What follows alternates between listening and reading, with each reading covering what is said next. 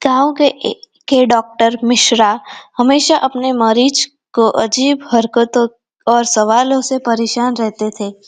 एक दिन उसके पास रामू नाम का एक शख्स आया जो बहुत घबराया हुआ लग रहा था। डॉक्टर ने पूछा, क्या हुआ रामू? इतने परेशान क्यों हो? रामू ने गंभीरता से कहा, डॉक्टर साहब, मेरे नाक से अजीब सी आवाज आ रही है। डॉक्टर ने हैरानी से पूछा, कैसी आवाज?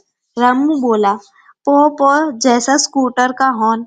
डॉक्टर मिश्रा ने पहले तो खुद को हंसने से रोका और फिर बोले, अच्छा लेट जाओ, मैं देख लेता हूँ। रामू बिस्तर पर लेटा और तभी उसकी नाक से वाइस के पौ पौ की आवाज आने लगी। डॉक्टर मिश्रा ने गंभीर चेहरा बनाते हुए कहा, रामू, तुम्हारे नाक में स्कूटर का हॉर्न का वायरस घुस गया है।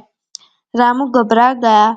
डॉक्टर साहब, अब क्या होगा? डॉक्टर ने मुस्कुराते हुए कहा, घबराओ मत, एक रीढ़ और पेचकस ले आओ, उससे ठीक करने में 5 मिनट लगेंगे। रामू घबरा कर भागते भागते गिर पड़ा। तभी डॉक्टर जोर से हंस पड़े और बोले, अरे मजाक कर रहा हूँ, ये इलाज है, दवा ले लो, सब ठीक हो जाएगा। इस तरह से रामू डॉक्टर मिश्रा के मजाकिया डॉक्टर कहानी शुरू कर दिया।